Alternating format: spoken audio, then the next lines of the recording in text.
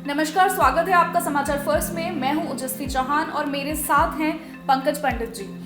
तो आज की जो बड़ी खबर है हिमाचल प्रदेश में वो ये है कि 6 CPS यानी चीफ पार्लियामेंट्री सेक्रेटरीज, संसदीय सचिव हटा दिए गए हैं अपने अपने पदों से। और जो कानून होता है जिसके तहत CPS बनाए जाते हैं, अधिनियम 2006, उसे भी रद्द कर दिया गया है। तो पंकज जी, किस तरह देखते हैं आप इस ये जो नया डेवलपमेंट रिसेंटली आया है, हाई कोर्ट ने ये जो सदस्यताएं रद्द की हैं इसको?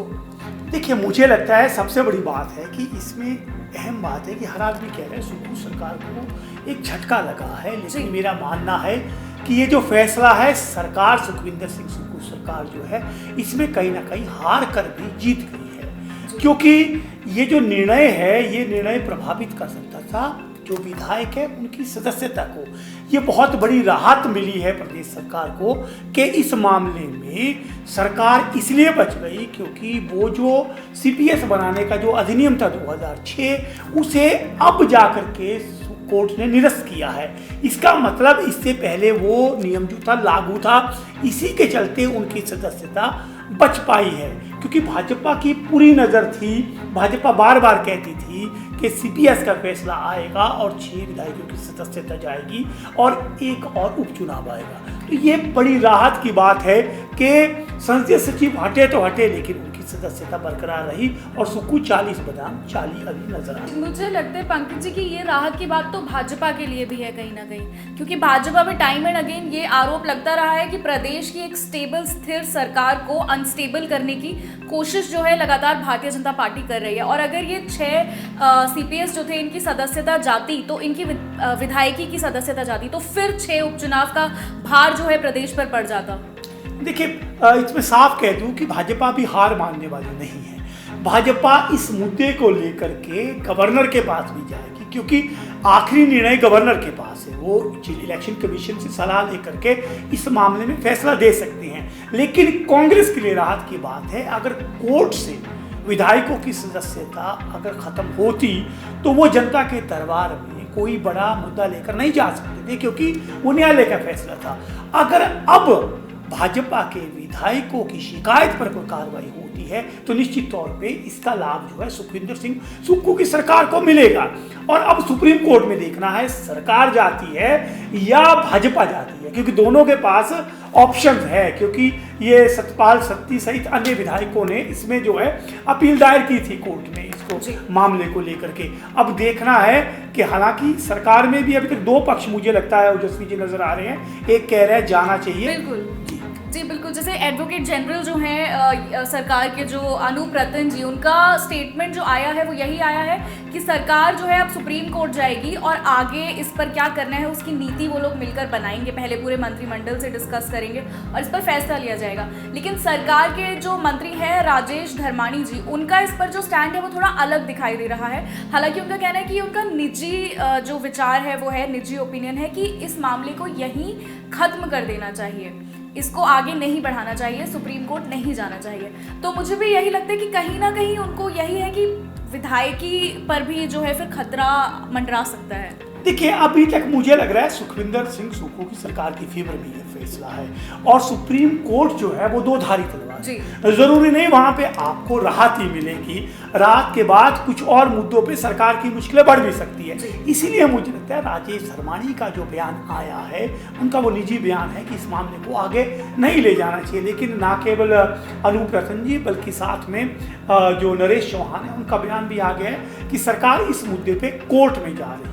तो आइए सबसे पहले बीच में आपको बयान बता देता हूं कि राजेश धर्माणी, अनूप रतन और अन्य लोग इस मुद्दे पर क्या कह रहे हैं। हिमाचल प्रदेश में जो CPS बनाए गए थे वो विधानसभा द्वारा पारित एक एक्ट के तहत बने थे, इसलिए इनके ऊपर ऑफिस ऑफ प्रॉफिट का जो के दायरे में ये नहीं आते हैं। तो एक तो ये इनका विधायकी सेफ है, ये बड़ा ज़रूरी है कहना, क्योंकि इससे गलत मैसेज कहीं ना जाए। और दूसरा, जो आदेश आया है, हाई कोर्ट का आदेश आया तो मानना पड़ेगा और हमें स्वीकार्य है।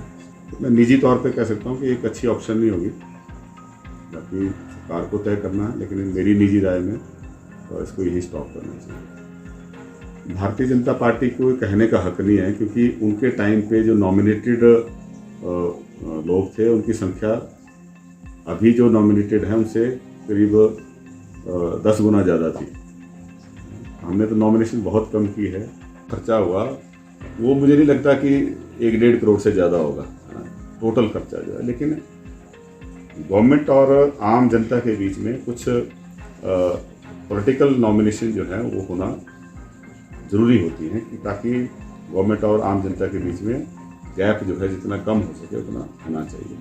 बाकी ये कानून के दायरे में किया गया था। आज की डेट में अगर माननीय उच्च न्यायालय ने ऐसा फैसला दिया है कि ये सही नहीं है तो हम उसको स्वीकार करते हैं।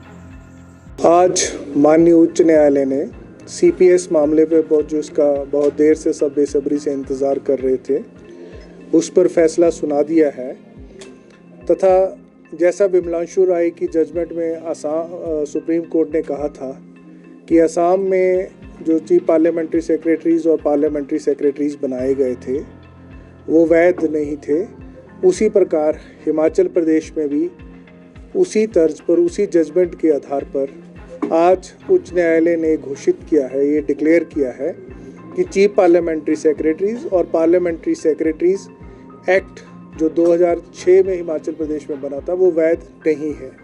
उसकी वैधता को समाप्त कर दिया है।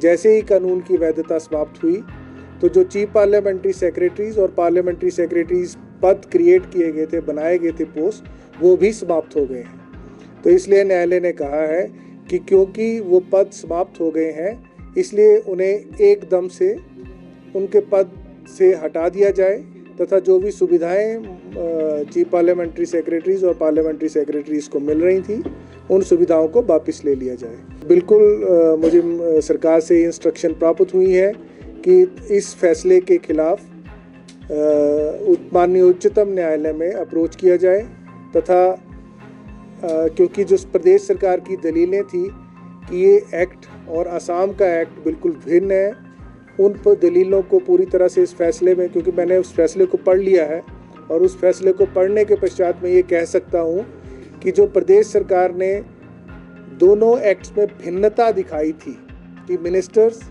और मिनिस्टर्स ना होना, मिनिस्टर्स होना और मिनिस्टर्स के रूप में फाइलों पर काम करना, तथा हिमाचल प्रदेश के चीफ पार्लियामेंट्री सेक्रेटरी किसी भी फाइल पर कोई अप्रूवल नहीं दे सकते थे।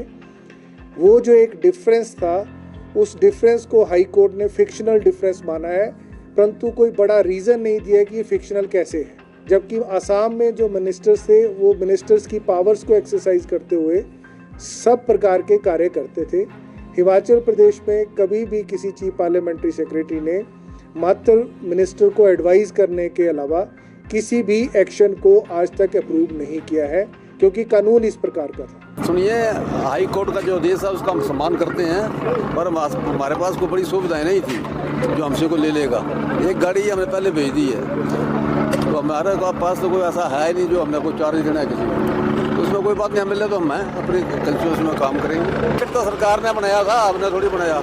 एक्ट के तहत हमारी अपॉइंटमेंट हुई थी, लेकिन हाई कोर्ट का मान सम्मान हम करते हैं, जो आदेश है उनका पालन करेंगे। तो ओजस्वी जी, आपने देखा ये जो बयान थे, जो दर्शकों को बता दूं, ये जो बयान है ये निजी बयान जो है धर्मानी ने कहा है। हालांकि सुखविंदर सिंह सुक्खू इस मामले पे क्या कह रहे हैं वो भी आपको दिखा देते हैं कि जब सुखविंदर सिंह सुक्खू धर्मशाला पहुंचे थे तो उन्होंने इस मुद्दे पे क्या कहा था। देखिए, अभी तो फैसला मैंने पढ़ा नहीं, मैं तो हेलीकॉप्टर से अभी उतरा हूँ, लेकिन जो क्या आप तब कह रहे हैं, अगर ऐसा फैसला है तो उसका अध्ययन किया जाएगा और अध्ययन करने के बाद सभी अधिकारियों से और अपने मंत्रिमंडल के सदस्यों से चर्चा करके आगे देखा जाएगा। देखिए, वो विपक्ष वाले उन्होंने तंज तो कसना ही है, अब किस प्रकार के तंज कस रहे हैं उसका जवाब वही दे सकते। तो ओजस्वी जी, आपने सुक्खू जी का बयान देखा, उनका कहना है अभी स्टडी करेंगे उसके बाद निर्णय लेंगे।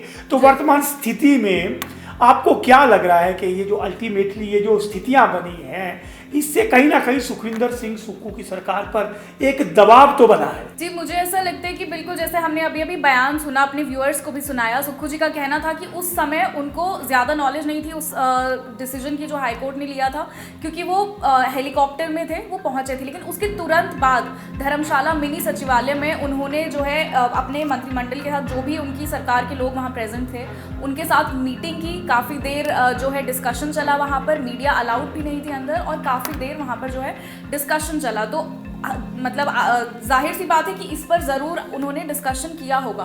साथ ही ये जैसा कि आपने कहा, मैं बिल्कुल आपसे अग्री करती हूँ कि ये राहत ही है सुक्खू सरकार के लिए अभी तक तो, क्योंकि जो हमला भारतीय जनता पार्टी कर रही थी वो विधायकी को लेकर कर रही थी कि सदस्यता जाएगी, विधानसभा की सदस्यता जाएगी। लेकिन जो फैसला अभी तक आया है वो यही है कि सीपीएस का जो पद है वो रद्द किया जा रहा है, सदस्यता किसी की नहीं गई है।